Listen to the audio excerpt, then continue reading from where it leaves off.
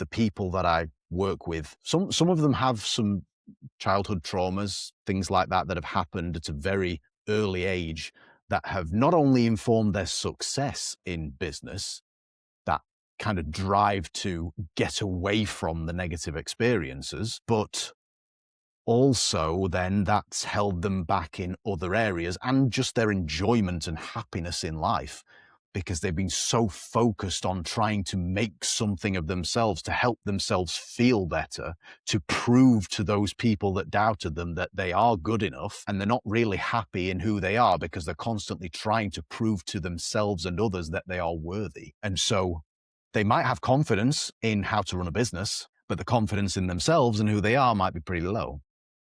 Most people think success is blocked by a lack of strategy. But what if the real barrier is much deeper? Not the plan, not the goal, not the work ethic, but the invisible programming underneath it. The beliefs you picked up as a child, the nervous system patterns you never questioned, the confidence you perform in one area while quietly lacking it somewhere else. The version of yourself that keeps trying to prove something without knowing why.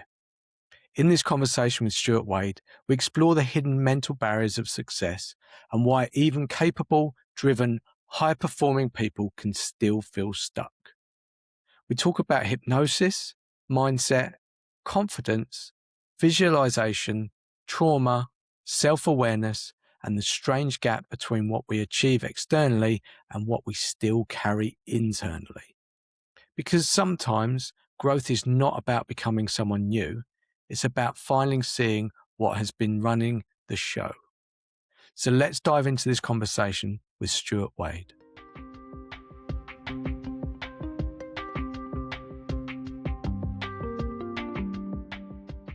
Okay, so welcome to Vantage Point Conversations. My name's Colin Parsons. If you've been here before, you know the format. If you haven't, then welcome. And basically, I get to ask loads of questions, be curious with my guests. And those guests basically extend to anyone around the world that I come into contact predominantly through LinkedIn. So my guest today is Stuart Wade. Stuart, my opening monologue is always the same. People could just basically take out the first couple of minutes of my videos because I don't introduce my guest. It's not me being lazy. It's just I think I would do a very bad job. And actually, I'd rather hand it over to you just to give some insights, context, take as little time for people to know something about you that you want them to know, highlights, lowlights, anything in between. And then we just dive into the conversation and we have fun from there.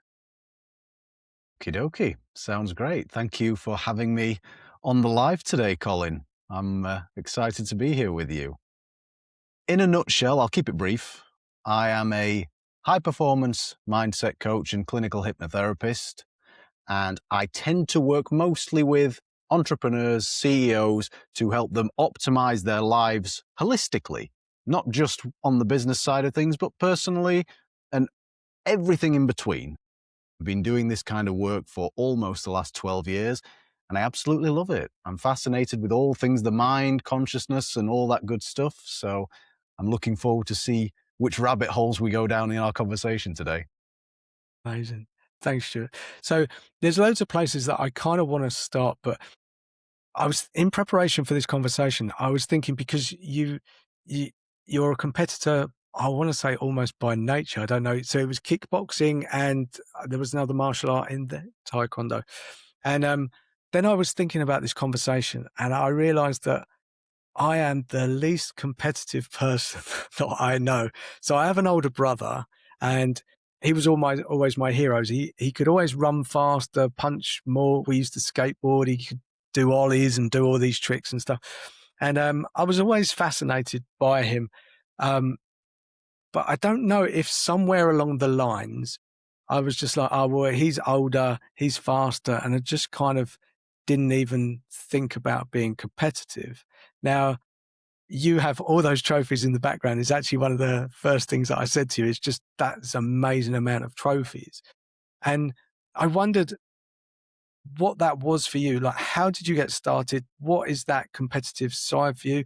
Also curious, do you have family members? Are you like the middle child, first child? What is that? Just to sort of set some scene in my mind, really. Mm.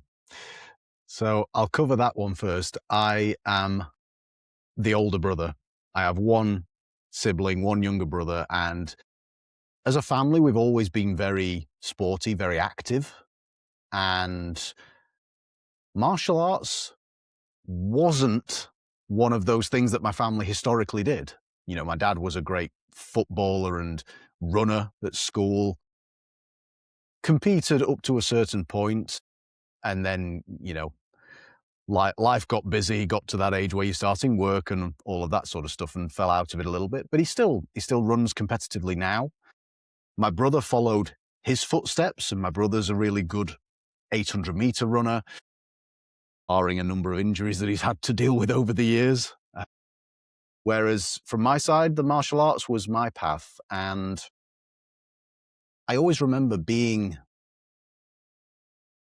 under 6 years old, let's say, because I started training formally when I was 6. So I remember being under 6 and watching the Bruce Lee movies with my dad on the old VHS tapes. Predominantly Enter the Dragon is the one that sticks out in my mind. And because my dad was a big Bruce Lee fan, because he was at school during the Bruce Lee boom, and I always remember, again, and vivid imagery of him doing flying sidekicks at his friends across the common room. You know, that sticks in my mind and always makes me chuckle. And so I've always been very interested in Bruce Lee and that kind of thing. And seeing him on screen, the thought process was, wow, I want to be like that guy. And as luck would have it, my hometown is a bit of a hotbed for martial arts. I don't necessarily know why. I could probably come up with some theories if pressed, but it just seems to be a place for martial arts. And my very first instructor fought in the Olympics. The master instructor of the club was the Great Britain coach, and this was at a club less than a mile away from my home. So from day one, I was getting real top-level tuition. And whether I was naturally competitive before that, I don't know, in all honesty. But getting into martial arts at that age, in a competitive environment with top-level instruction, it certainly cultivated that competitiveness within me. But I didn't really enjoy the competition at that age. It was only when I got a little bit older, started appreciating a little bit more, and who would have thought, started having more success at it. But my brother and I, we got a bit of sibling rivalry going on, but it was always in good spirit. You know, we never tried to beat each other up with malice Yeah. or anything like that. Nice. That so I remember having a conversation with one of my friends. I believe it was I think there was a few drinks involved. We were talking about nature versus nurture and that whole thing. And as you said that, it reminds me of that conversation.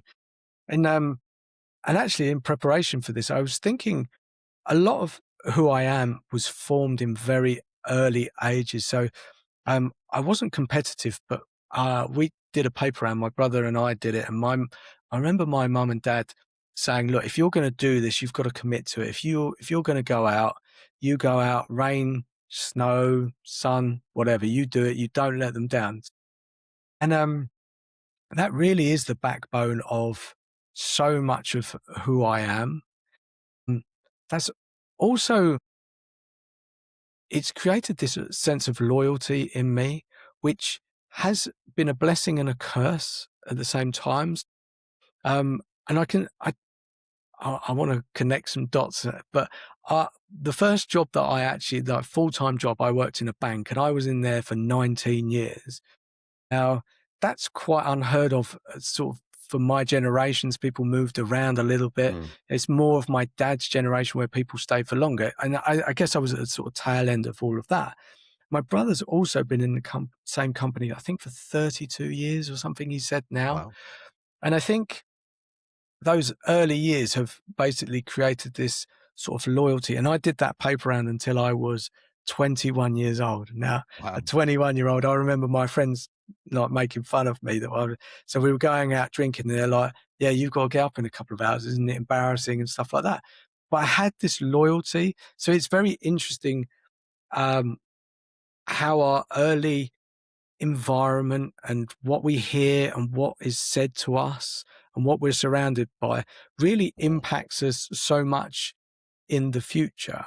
And like I said, there is something I love about that because I can just get up and go and just do stuff. And, sometimes when people say things, I'm just like, well, no, my mind's moved past that. It's almost, I'm Yeah. not, my brain isn't stuck on the fact that it's early morning. I'm just going to get up and go because Yeah. I don't know where that formed like a habit or Mhm.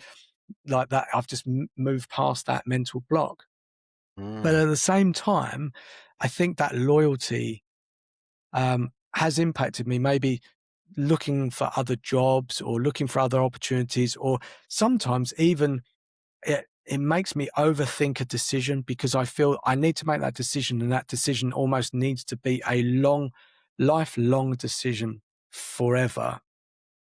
And that's not necessarily how life works, but that is so deeply rooted in me. And so all of that stuff only really sort of came about. I mean, I'm not really, if I say I'm not really into the mind, I love the mind. I just don't know all the parts, so I couldn't name them all. I love to understand how my brain's working. And I can say, look, it's this part of the back of my brain. It's almost like I can feel where all of this is happening. And I love all of that. I just don't understand the technical terms or anything like this. But I realize I don't know, the last sort of 10 years that you can try and unwind some of these things, but I'm also wondering how much is actually ingrained. So I know I've spoken for a long time. Where do you land with all of that? Pick it apart, challenge it, please feel free. Mm. Yeah, of course. I am very much in between the nature nurture argument. I think we are born with certain genetic predispositions based on what we've had passed down to us by our parents, genetic programming, and even further back in our lineage.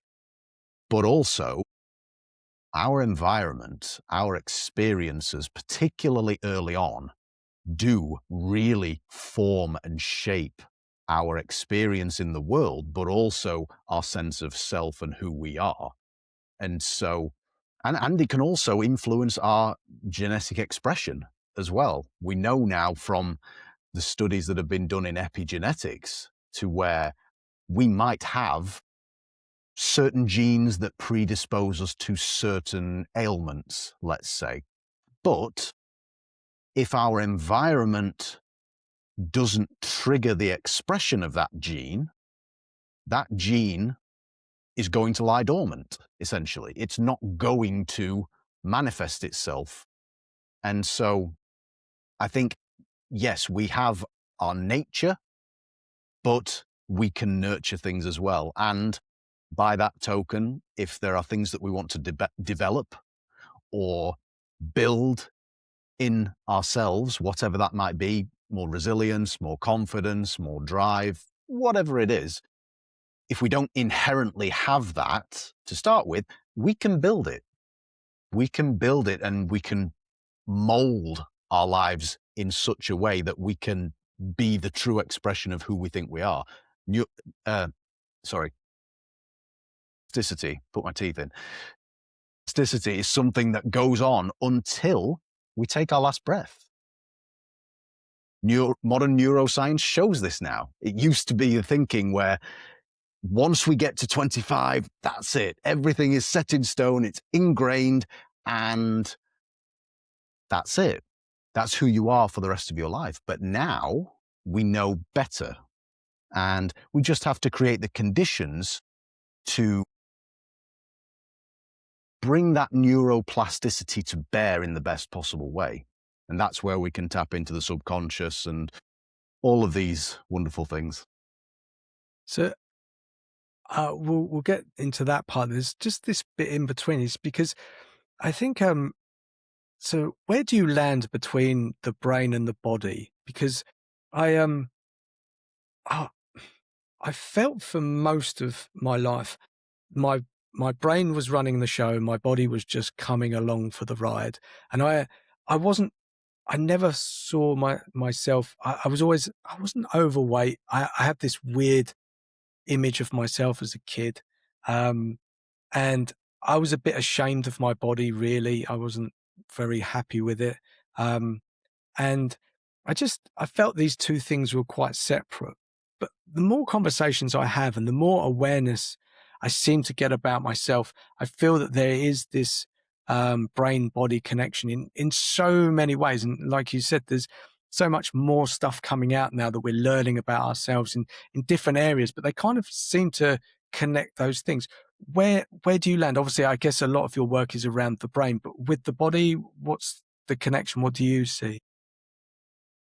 The two things are one and the same, as far as I'm concerned. Depending on who you ask, some schools of thought, some experts think that the subconscious mind is actually the body, and every single cell, every single neuron that we have inherently has its own consciousness and connects with the brain. Everything is inherently connected. I'm 100% on board with that, because certainly from my experience as well, I can affect the way that my body feels in certain areas by thinking certain ways, and focusing on certain areas in the body can affect the way that I'm feeling and thinking and the thoughts that I'm thinking. So the two things are not two things. They are inextricably linked, one and the same, but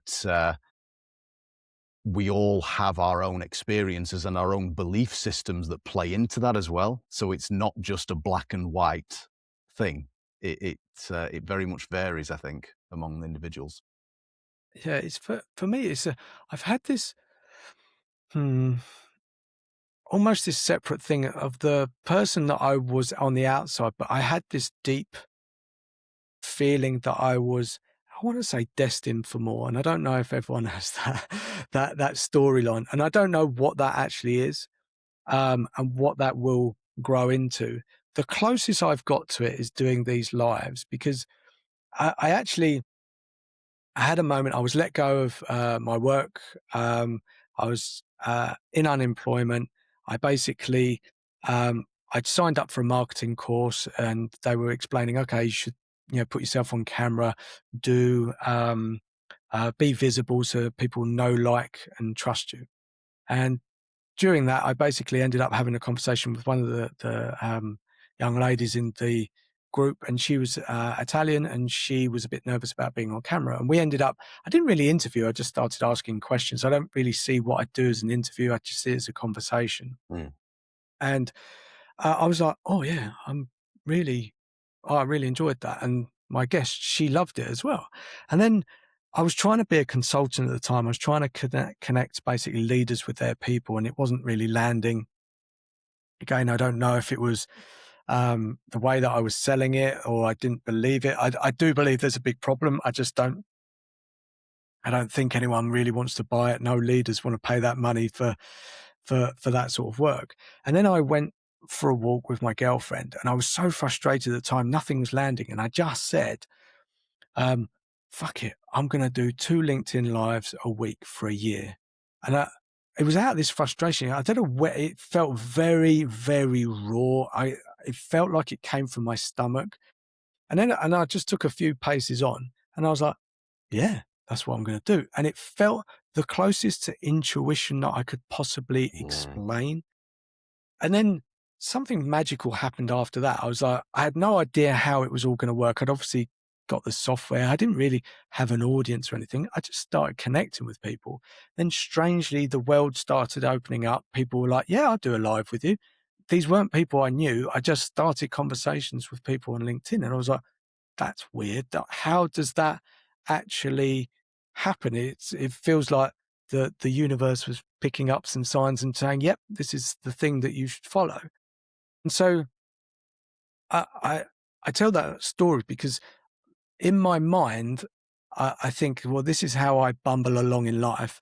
Yeah, I have this feeling somewhere that, okay, not should be, but I'm destined for more. And I've never been able to reconcile those two. And oftentimes, when I've tried to do that, whatever I've created to try and align those two things never worked out, or I didn't see it.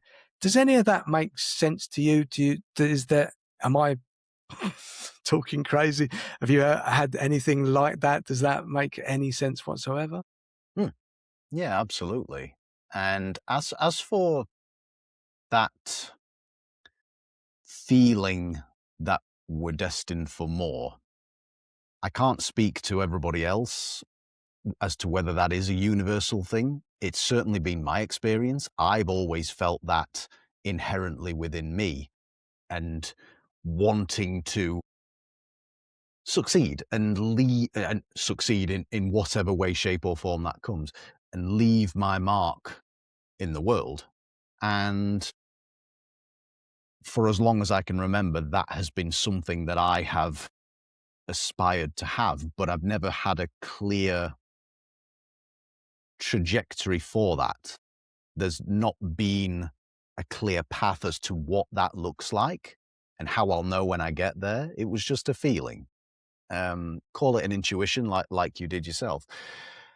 And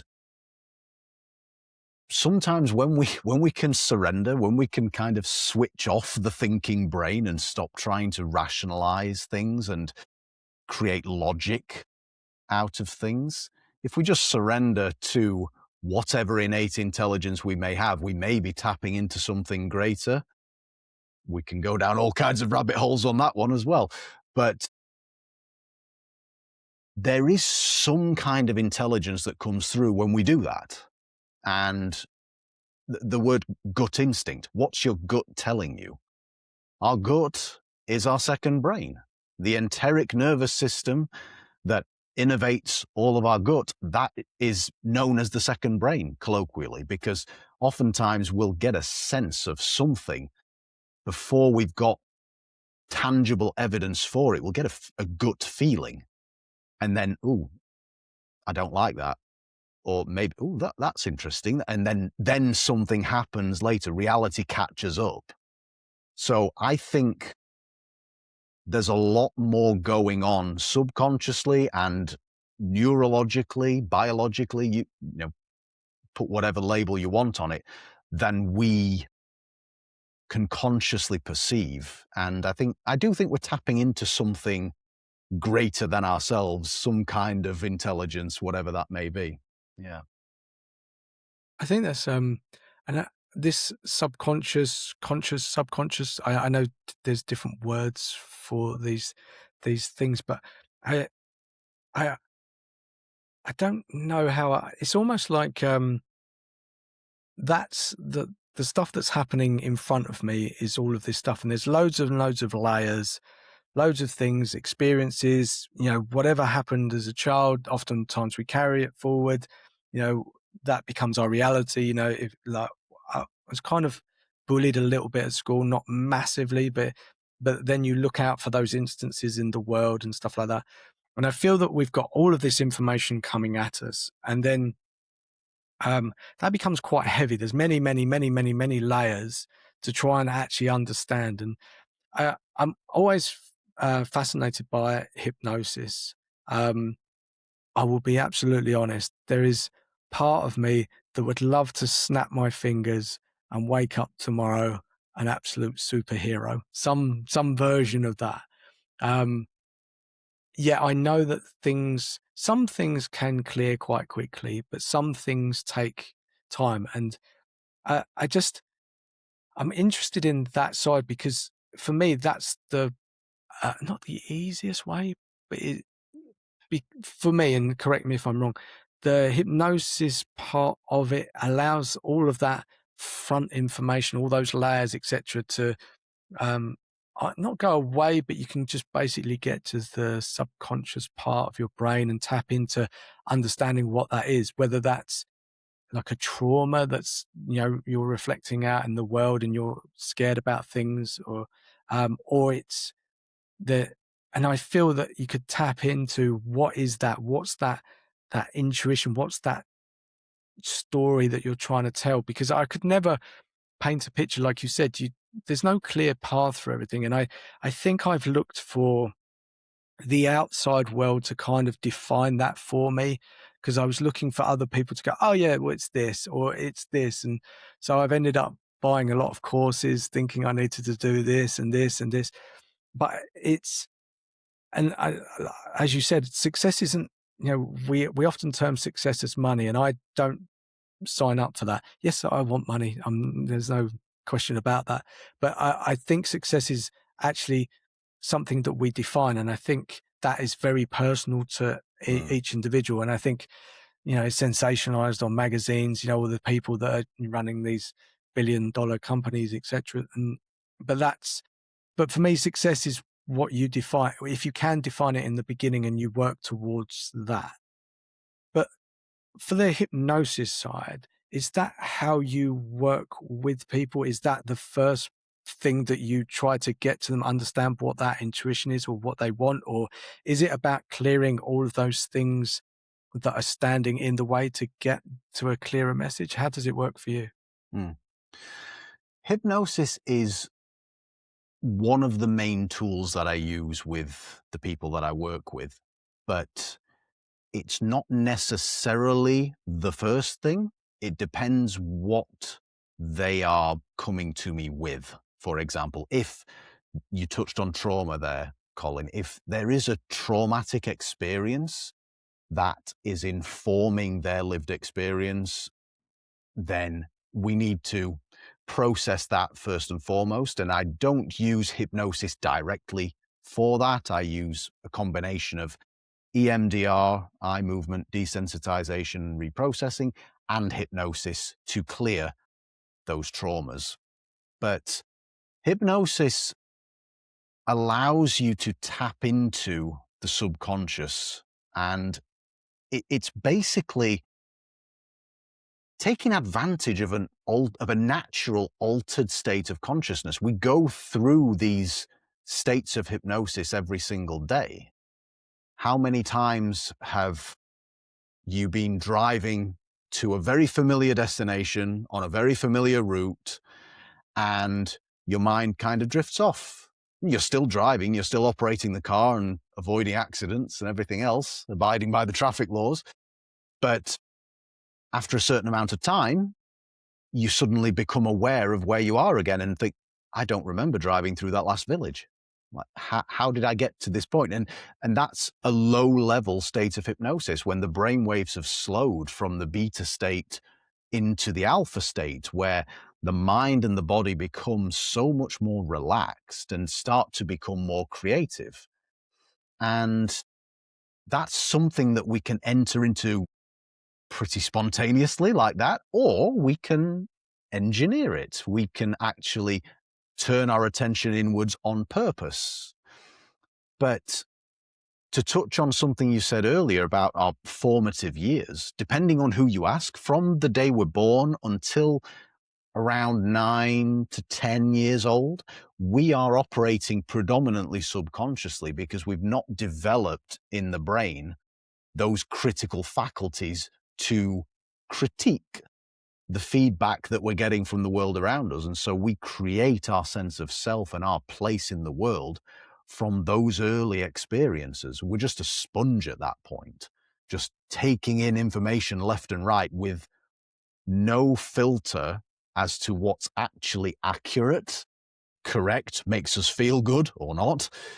We just soak it all up. And those things become our blueprint then as we get into adolescence and adulthood later on. Hopefully, the experiences are predominantly positive and set us up for success and whatever that means to us. But sometimes we don't have some, or rather, we have some negative experiences that shape us in a certain way to predispose us to being hypervigilant to potential threats. And so hypnosis allows us to bypass those cognitive layers that you touched on before and really get to the root of what's going on beneath the surface. Why do I think like this? Why do I feel like this? Why do I behave in these ways? And once we have the awareness of them, we can start to reprocess these things and rewire our nervous system to think, feel, and behave in more positive, affirming ways. And that's, in a nutshell, what hypnosis does. So I was just thinking about there is a question. I'm going to say it because otherwise I'm going to forget it. We're going to have to jump back and forth. But Sure. um, you said that you didn't enjoy competing when you were younger. I think you said 6. Was it 6 years old you were competing? And then but you didn't enjoy it until later. And then you said about this, we sort of form ourself Mm. between 0 and 10. I was wondering, was there any connection between those things for you, or are these just random things? It's a good question, in all honesty, and I can't say that I exactly know the answer to that. Truth be told, I didn't enjoy competition between the ages of 6 and for clarification on that, I started training when I was 6 and started competing very quickly afterwards. That was the nature of the club. It was a sport club, so you get in there and you fight. I didn't start enjoying the competition until probably 10, 11 years old, something like that. And I think if I'm psychoanalyzing myself right now, I think those formative years when I was learning the skills and developing the confidence in myself and how I could use those skills, I think that's reached a tipping point when I got to 11, 10 years old and was actually able to do what I'd been training properly and have the confidence in myself to do it. Where when I was younger, I don't think I fully had the confidence in the skill set. As much as I loved it and I was good at it, I don't think I fully believed in myself with it. Where when I got to that age, then I started believing in it more. And obviously it developed even more so further down the line, which we can get into. But yeah, it's a good question. I've not thought about it like that before. I was just thinking about confidence as you said that, because it's a big subject, confidence. And I think there's different schools of thought. How it lands for me at the moment, I think, again, we want to click our fingers and be confident, from one day to the next. The reality is, um, I think confidence is a muscle that you build. And I don't think you know, even those big events really sort of build confidence. I think it's the little things, the daily actions, just stepping slightly out of your comfort zone, doing something. And again, we all want fast results. But I found it in my own life. It, it's sometimes those steps are so small that you don't realize that they're happening. But then you can look back after like 6 months, and you go, geez, like that's massive. But then I was thinking about potentially your clients. So um, these are sort of entrepreneurs, like owners of companies, et cetera, et cetera. Is that fair to say? Yeah, Is that good? that's right. Yeah. And then I was thinking about confidence, because oftentimes confidence we create this illusion that we're confident, and behind the scenes we're an absolute mess. Um, Now, I am projecting here, and please shoot me down. The people that you tend to work with, are they already confident? They don't need that. I want to say A type, and I don't know if that's fair to say A, sort of typical, very go getting every day. They want to sort of smash it. Um, is confidence a thing that you work on with those people? Do they struggle with that, or that's not one of the areas? And if it isn't, what is the area that you like? Are you seeing similarities, or is it on a case by case basis? It is on a case by case basis, but there are also similarities. And certainly in my experience, yes, these people are more of your type A go-getter type people, but their confidence is fairly high in certain realms of the life or their life, but in others, perhaps not so much. Perhaps there are things that they've neglected. And because we are holistic beings, as much as we like to think we're great at compartmentalizing and sticking this one thing in a box over here, and I'll just get on with this and that'll be fine. I'll deal with that later. It's gonna come out. It's going to bleed into other areas, whether we notice it or not. And so, in my experience, the people that I work with, some of them have some childhood traumas, things like that that have happened at a very early age that have not only informed their success in business, that kind of drive to get away from the negative experiences, but also then that's held them back in other areas and just their enjoyment and happiness in life because they've been so focused on trying to make something of themselves to help themselves feel better, to prove to those people that doubted them that they are good enough. They haven't actually enjoyed the journey and they're not really happy in who they are because they're constantly trying to prove to themselves and others that they are worthy. And so they might have confidence in how to run a business, but the confidence in themselves and who they are might be pretty low.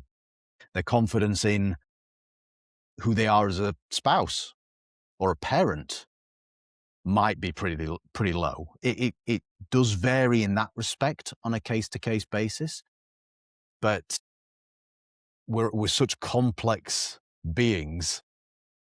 It's really interesting from my perspective, getting to the root of these things and where the formation occurred of these thoughts, beliefs, feelings, and actions, and to help them understand it, but then also to help them create the vision for life that they really want. I feel like I've gone off on a bit of a digression there, but No. It's for me this is fantastic because I've had this storyline that plays in my head and I don't know where it came from, but it's that you can't have it all. If you're successful in business, yeah, your family's going to suffer, or your health. I'm sure that there's many other areas, but I'm thinking of these things. So work, health, family. I don't know if you want to add any more into that, but it seems that if you're successful here, and again, success is one of those weird terms, and I don't really like it because I think it's overused and gives the wrong impression of what that is. And I think it's changing. I feel that I feel there is this narrative of people actually kind of redefining success, not in terms of money and size and growth and keep growing, etc. I think it's coming, but that just might be my opinion. But it's this. I had this storyline that, okay, if I was successful in business, I was making money, that meant that something else was going to suffer. And then I'm just thinking, even before we went live, I was saying that I'm using this new software and it's taking some getting used to. And I've got a backlog of work that I need to do, etc. Now, I commit to myself to doing a workout every day, 5 days a week. So I'm pretty good at that. It's almost become a habitual habit. It's almost like breathing for me. It's in the calendar, etc. But then I was thinking the other day, no, actually this morning, I was thinking, how do I squeeze more time that I can catch up on this backlog of work that's associated with this? And I was like, well, you could not work out today. And so I don't know if that's playing into my storyline of you can't have all of these things. And what I love about your approach is it's holistic. You're looking at everything. You're really zooming out. And it's very fascinating that someone could be very confident here, but not confident in their marriage. And I've seen it before where you see someone like really confident in work. And then, when there's been a work do and then they're with their their partner or their spouse or whoever, and you're like, it, that relationship is very different than you see in work, and it's like, how does that manifest itself? It's always intrigued me, but it's. Do you think you can have it all, or do we have to dial down expectations in one area to kind of fill these different buckets? What's your thoughts on it? I think you can have it all, but we have to manage the expectations of that. What does having it all actually look like? How can we conceptualize that? Because the truth of the matter is, if we are trying to grow and progress in one area, other areas are going to, for lack of a better term, suffer. We only have so much mental, emotional, physical bandwidth. We only have 24 hours in the day. So if we try to elevate everything, we're going to reach a tipping point at some point along the line. So we have to take a more dynamic balance approach to where, okay, I want to develop in my business. I want to scale that company. So for X amount of time, I'm going to devote more of my time, attention, focus, resources to growing that. Once I've hit my target in that area, then I'm going to be pulling back on that and devoting more focus to this area to bring that up to speed, and the family time, the relationship, the health, whatever it may be. And so my thought when you brought up your workouts there, Colin, was doing a bit of analysis on what your workout entails, for example. So how can I make my workout more efficient, still get the time in, because exercise is so important, and it's going to, in my opinion, it's going to help you to be more productive with that back end work. So maybe it's a case of tweaking the workout program so that the workout's not taking as much time, but you're still getting a decent bang for your buck. And then you have a bit more time to focus on the back end work. So there's always going to be trade-offs. But if we go all in indefinitely on one area, we're setting ourselves up for failure. Yeah. And I think that idea that business needs to be growing year on year, et cetera, et cetera.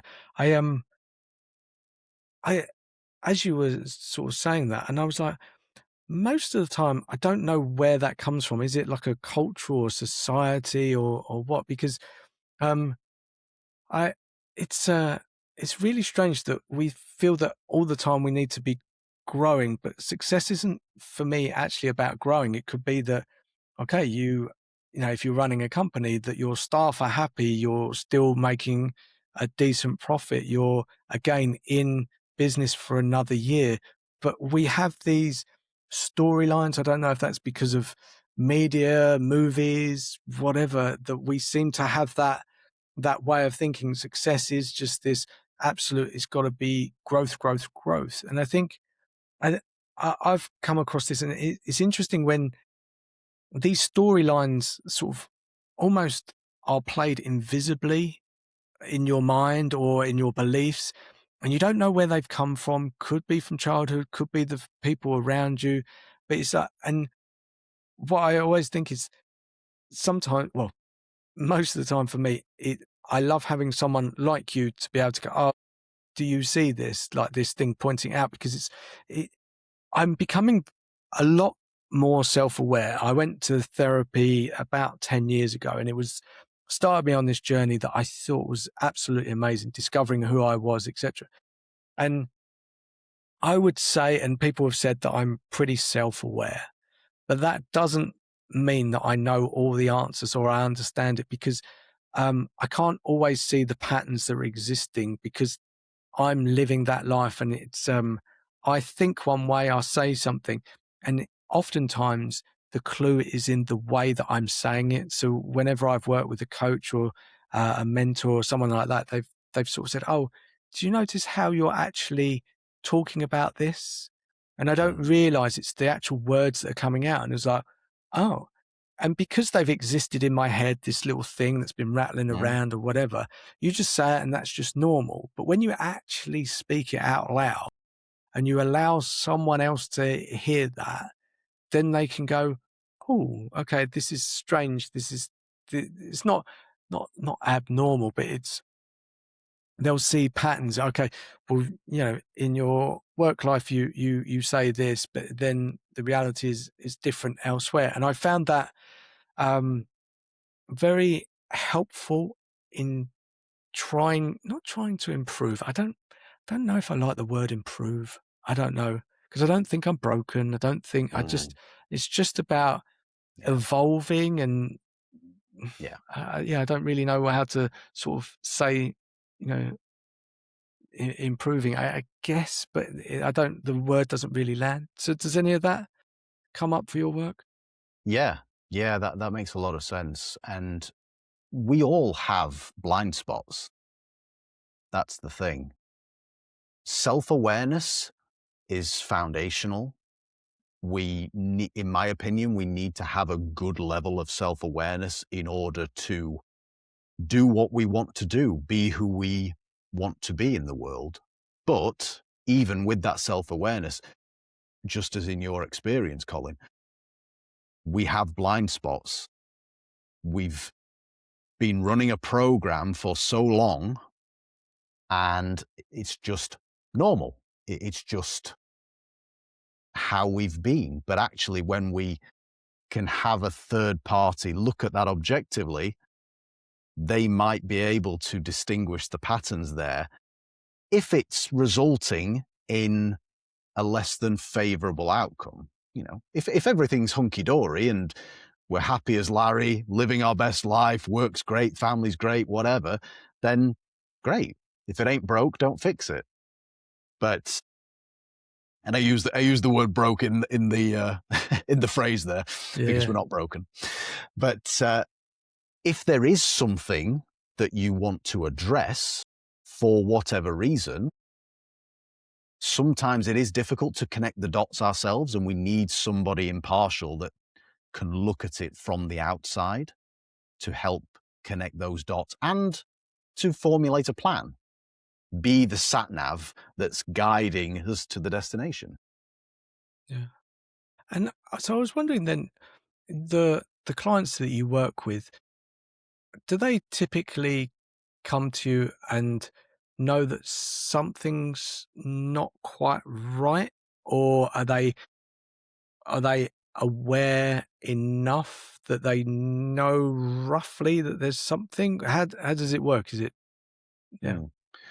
Generally, they know that something is not right, something's not working, and we will unpack that in conversation. I've only had one client, certainly as far back as I can remember, where nothing was wrong. This particular client was an MMA fighter and still are, and their purpose for working with me was, I want to eke out that 1% improvement in my performance. I want to be 1% better next time I fight. And that was the whole thing. There was nothing holding them back. So it's pure performance. The vast majority of people, though, something's wrong.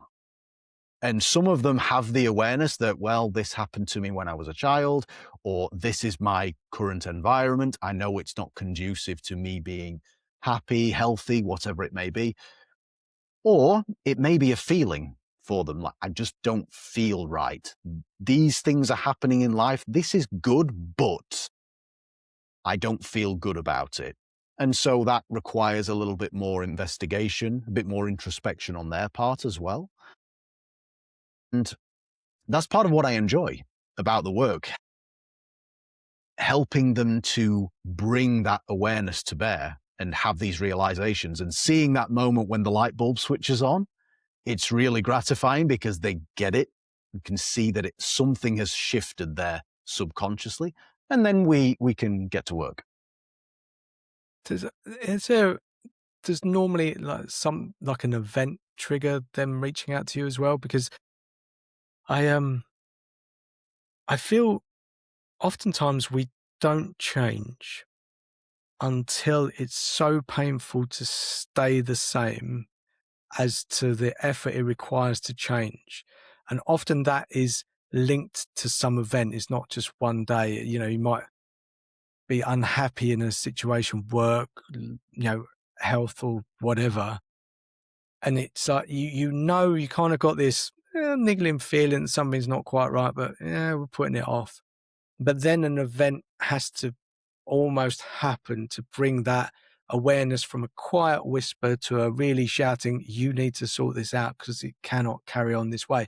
Is that, does that happen a lot for your clients? Is that a thing? It does happen semi-frequently. Yeah, you're exactly right. As adults, generally speaking, we only learn and or take action when something bad happens.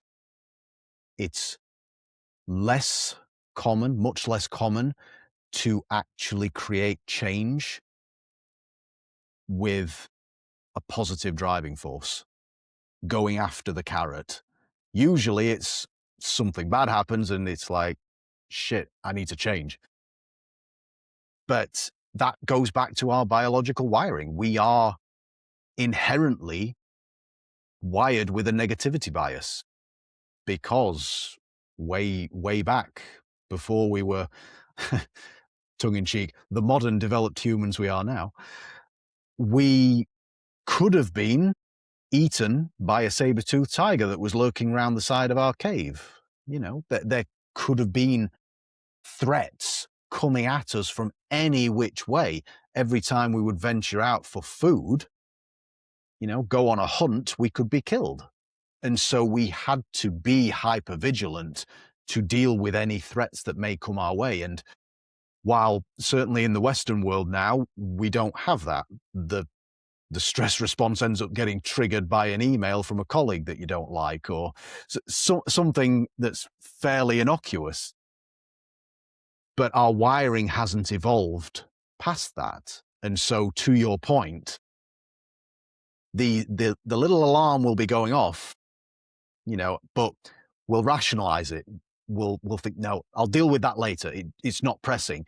But that alarm's going to keep flashing and it's going to get brighter and the alarm sound is going to get louder until something happens. And hopefully we don't get to that point, but oftentimes it is the catalyst for change. Hopefully it's just not too late. Yeah. You actually said the word happy, and I don't know if you're doing some Jedi mind trick, but you keep bringing stuff up into my head, because I remember years and years ago, I was stuff was going on with me, and I remember going to the doctors, and I just said, this isn't me. I just want to be happy, and it. I wouldn't say I was depressed because I don't really know how to define what depressed was, but I couldn't find any joy. And then I remember having lots of conversations with my therapist, and I said, I'm quite happy-go-lucky. I'm quite easy to get along with it in most day-to-day situations, and I find a lot of joy in laughter and comedy and things like that. I actually enjoy watching my friends and my family having fun. I don't need necessarily to be involved, and I just turned that whole thing happy. And she said something very interesting to me. And she said, "Do you think we could always be happy?" And so I had previously in my mind that every day I was just going to wake up and I was going to be happy. And then I was like, yeah, it's not something that I can shoot for every single day, because life not gets in the way, but we can't always think and just be 100% utopia. Everything's amazing, amazing. And when she said that to me, it almost made a switch in my head. It was like, oh, my goal is not to be happy. because then I was looking at every single situation that I was in going, am I happy? Am I happy? Am I happy? And it wasn't that. It was, and she explained that the way that it was more about self-regulation, because I wanted to be Yeah. like really up here happy, and I wanted to avoid being really down here sort of, I want to say sad and depressed, and I don't know if they're the right terms. But she said Mm. it's just, rather than going for these massive spikes, just, sort of being a little more in the sort of flow and just accepting that. And then I realized that you can be happy when things aren't going well, and actually they're ways of learning it. But it's it's very strange how we perceive what we want in terms of very simple, I want to be happy. But again, it took someone else to explain potentially what that could look like. And it's strange. I don't know where that happy thing came from. I want to say my childhood. I just want to be. I was happy as a kid. There was no problems necessarily, other than the bullying and things like that. But I I just associated that word with having a great life. Does that make sense? Mm. Yeah, absolutely. And I completely agree with the way that you phrased it in terms of self-regulation, because if we're happy all the time, we're just dulling our senses and our experience of the world, because there are a lot of other elevated emotions that aren't happiness, joy, ecstasy, whatever the terms are. But then there's also a whole other spectrum of emotions that are all part of the human experience, but we we want to err on the side of the happiness. But if we stay there all the time, we are going to slip up in other areas in life. One thing, when you were explaining that, Colin, one thing that came to mind was, I remember listening to Dr. Jordan Peterson on a podcast once, and he was talking about a session with a client of his. And this particular client was miserable in their life, really unhappy. I don't know whether they had depression, but they just weren't happy with their lot in life. And so he said, well, what would you want your life to look like? And this client said, well, I want to be sitting on the beach, sipping on a cocktail, topping up my tan, just relaxing. And so his answer to that was, that's great. And after 2 weeks of doing that, what are you going to do next? And I'm just like, I don't know. It's like, yeah, you can't be on holiday forever. Life doesn't work like that. So you have those moments, you have those highs, certainly, but then you return to a baseline. And the baseline wants to be good, you know? But like you said, we want that self-regulation to where we're not experiencing the big troughs as well. We want to narrow the amplitude of that emotional waveform and enable us to function no matter what comes our way in life, because sometimes there's going to be curveballs. And like you said, the curveballs are going to come, but how are we going to react to it? Because we can control the way that we think, feel, and respond, whatever the circumstances come that may come. Yeah. I was just reminded of actually how useful it was to understand this regulation, because I used to get super excited about opportunities in work, and you go, oh yeah, yeah, yeah, yeah. This is going to happen. This is, someone's saying, oh, we've got this problem. I go, yeah, I could solve that, or we could do this and this. And I used to get almost into this euphoric state of like, oh yeah, I know all of these things. But the reality was, when I was in that sort of state, that elevated, oh yeah, yeah, I wasn't thinking clearly. I was thinking, Mm, I want to say, with rose tinted glasses. Oh, this is, mm, and it wasn't actually that practical, because you kind of get swept up in almost the euphoria of, oh yeah, yeah, we're going to solve this. I know all this. But the reality is, I perform much better from this state of calm. This, mm, okay, what's actually going on? It felt that I was caught up in the moment. But when I sort of sit in that, I want to say, sort of middle ground, it's not that I'm lacking feelings or emotions, but I'm like, that's good. That's a good opportunity. Okay. But it allows me just to take a step back, and rather than dive in and get caught up in that tsunami of emotions and, yeah, this is great. So it's very strange because it's very infectious to be around people that are like, yeah, yeah, like we're going to Mm. do this. But the reality is, I think it's certainly for me, it's actually dialing that down and just being, yeah, absolutely. See the possibilities, see the, not risks, but the downside, just be a bit measured, zoom out, actually, like that holistic approach you've talked about. What's actually going on here? You know, if we do this, what are we missing over here? And it Wow. actually made me, I think, better because it allowed me to have less blind spots in a situation, if that makes sense. Yeah, absolutely. Yeah, you are changing your viewpoint and your perception of the situation to look at it holistically. Because, like you said, the reality is the situation, it might be a great opportunity, but we need to have awareness of the potential pitfalls as well and things that could go wrong. How many times have we heard about business deals, certainly from the people in my network and clients, business deals where they've been super excited about it, really enthusiastic, and then at the last second the deals fell through. Something happened and the rug got pulled out from underneath them, and they were blindsided by it. So yes, we want the elevated emotions, and we need to work with elevated emotions, but we do need to temper it, especially in situations like that, so that we can fully surveil what the lay of the land is in its true reality, and then make informed decisions based on that rather than the emotion. So I'm conscious of time, but I think there's an area that I want to touch on. I was as I was thinking about this conversation, I thought about visualization, Yeah, yeah. um, because I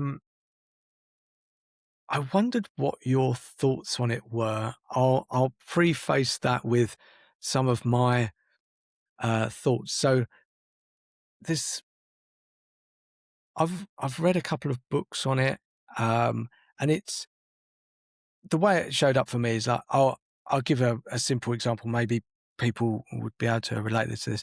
You go, oh, I'm not feeling very confident, but then I visualize myself um, being confident of, that speech going really well, just feeling it, seeing it in my mind's eye, feeling it in my body, seeing how it um, uh, is going to be successful. I've also heard you can do it where, just interpret what could potentially go wrong. Maybe the microphone didn't work when you were speaking or something. But then you see, oh, okay, no, you were relaxed and you found another microphone. It's okay. Um, I really like it. But I think sometimes there's such a big delta between where we are today and Mm. where we kind of want to be that, and I have this challenge with myself and I have to stop myself. It's like this all consuming, okay, I'm this version of myself that absolutely everything is amazing. And so I start from here with low confidence, low self esteem, and I want to get up here.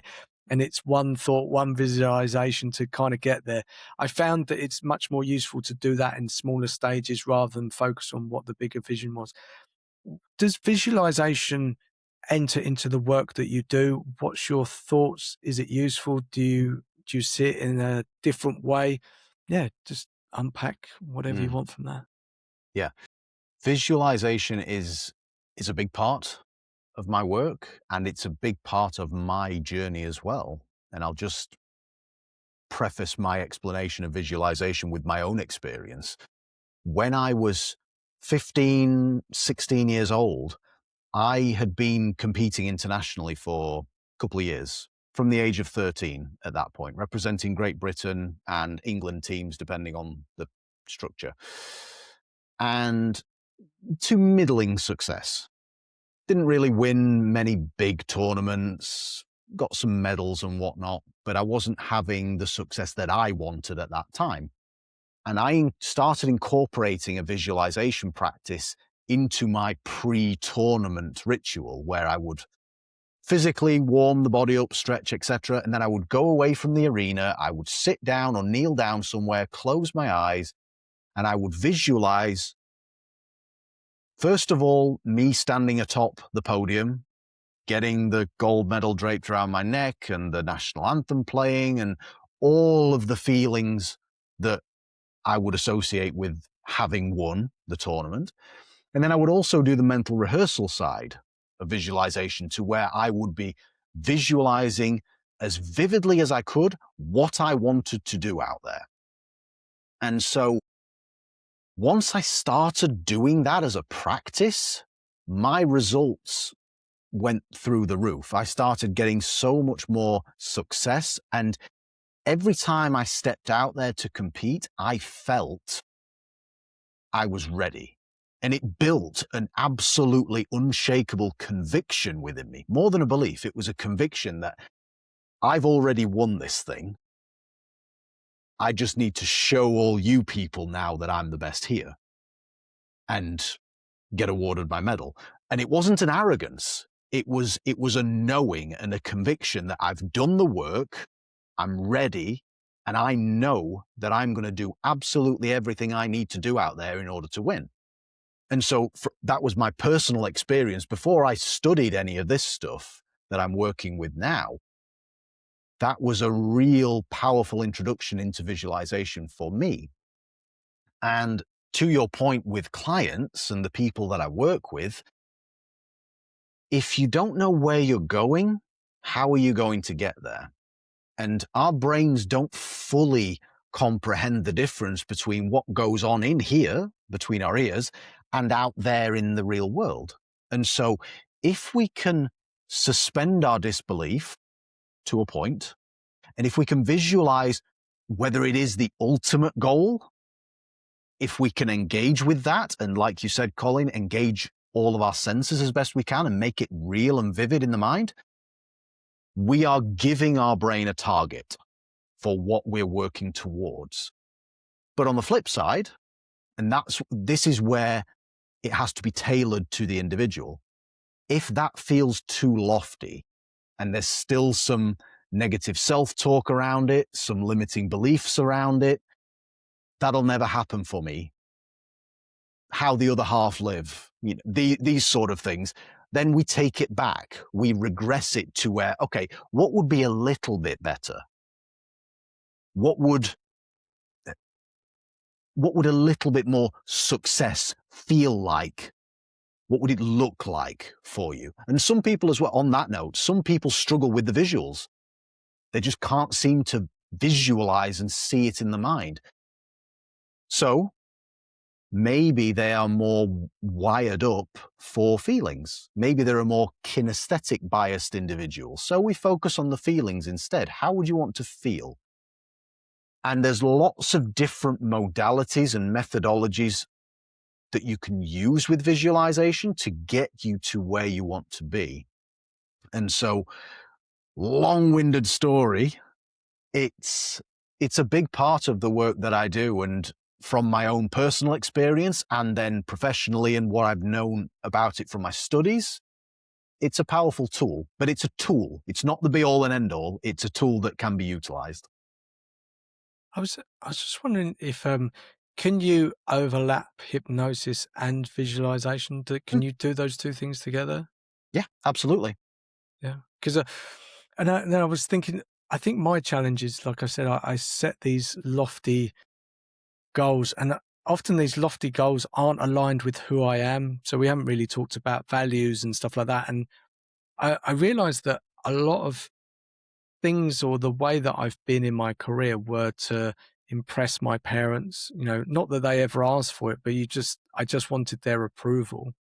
And a big part of me has been separating out who I am from who my parents, they didn't push me in any way, but who they are and their values, because you spend a lot of your informative life and what their values are and what was important for them. They kind of, I don't know if it's a generational thing. I don't really know if it still happens, but you used to sit at the table and you used to talk about stories, and you kind of almost inherited it. And, sometimes they would be very clear, of how you should be as a human being. And I think within there, as you get older, it's taken me a long time to kind of separate out what's me and what's my parents and the people around me. And it was Mm. it's not really like a negative thing, like in such a bad way. But I think whenever I've struggled with alignment, it's because I, the, the target that I thought I wanted was to impress the outside parents, friends, whatever. It's coming back within to understand who I am and what it is that I want, what's my values. Um, and I found that very difficult to sometimes separate those, because those values, you know, I do have a logical brain, so I do like things occasionally to sit in boxes, and they don't always sit in boxes, Mm. especially when you like, it might be a value, but it's like a sub value or something along those lines. And it I, I was wondering how many of your clients, I guess we should make this the last thing because otherwise we'll end up talking all day. How many of clients sort of get to that top level and they've, the values and the things that they want aren't actually about them. It's about other people in their lives. Is that a common thing, or am I misunderstanding that? Yeah, it's relatively common. Yeah. And again, it can go back to those formative years where we don't know or appreciate who we are. We're not fully conscious of ourselves at those young ages. And so we develop that value system based upon our experiences, interactions, influences that are around us. And oftentimes we will pick up those values from our parents and caregivers, peers as well, and teachers when we're of school age.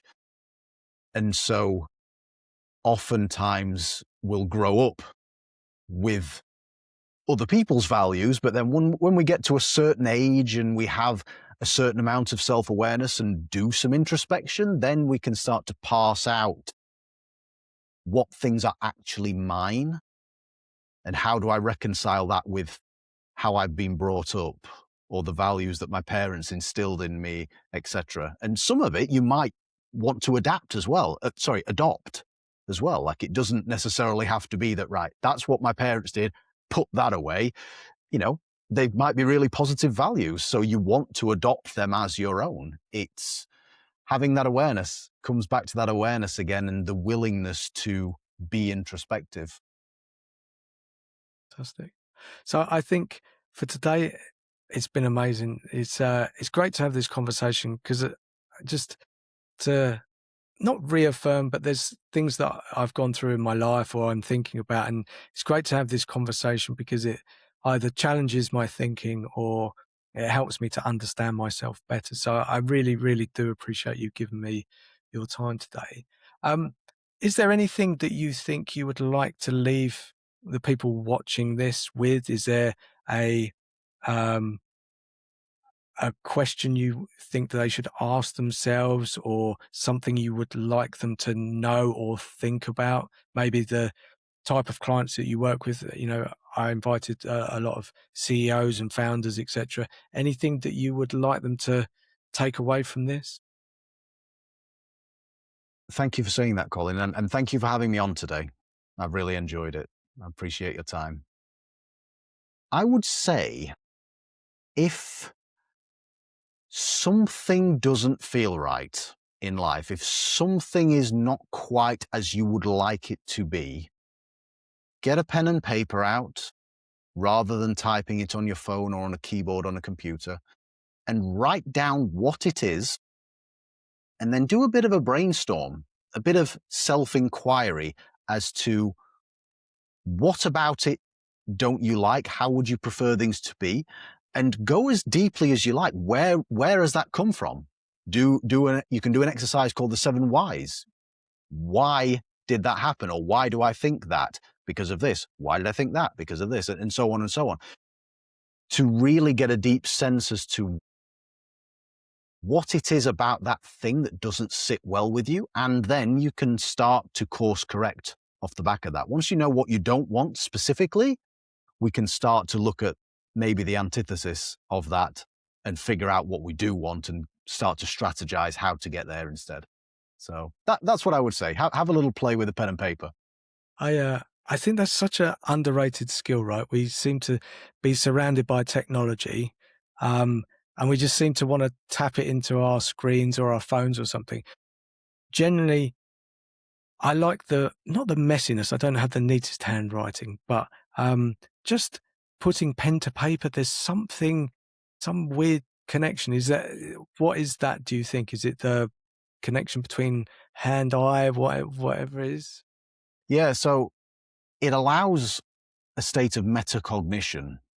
And by physically writing down our thoughts, as you said, we've got the neural connection going to our hand there, and we're creating something out of nothing rather than it being created by a computer or a phone. It's us that are doing it, and it allows a certain sense of disassociation from that thought as well. We can look at it objectively by doing it by hand. That doesn't seem to have the same effect if we were to type it on a computer or on a phone. So that act, whether it's the tactile sensations or, like I say, creating a document out of nothing from our own hand, literally, there's a number of levels that it can work on, but it seems to have more positive effect than typing on a computer or the phone. Amazing. So I didn't want to add another question to it, but I didn't know if there was some science behind it. But for today, Stuart, it's been amazing. Like I said, I really appreciate you giving me your time. It's fascinating. I will repost this. I am a bit behind, like I said, on backlog of things. But where should people reach out to find you? Is it a website? Is it LinkedIn where I found you? Where's the best place? Sure. I'm most active on LinkedIn nowadays, but my website has my email address on there as well, and a contact form where people can reach out, and it's themindcoach.co.uk. All one word, no hyphens or underscores. It's pretty Well, straightforward. you were early in getting that domain, right? Timed it well. What can I say? Yeah, amazing. Fantastic. Stuart, thank you so much. I really do appreciate it. And yeah, we'll talk soon. Thank you, Colin. All the All right, best. take care. Take Bye. care. Hey, it's me again. Just a quick note. I'm trying to grow my audience, but in an intentional way, not to go viral, but to be able to bring you more of these conversations because I enjoy doing them. And I think there's a lot of value in what my guests have to share. So if you like what you hear and you're happy to hear about other conversations and learn from those people, then please just click on subscribe. That'll give me some data around the conversations that you like. And then you can add some comments along the way. Always give constructive feedback, and I will always take constructive feedback on board. So yeah, if you like, please subscribe and click the bell notification so that you do get notified of new episodes. That's it. Thanks very much.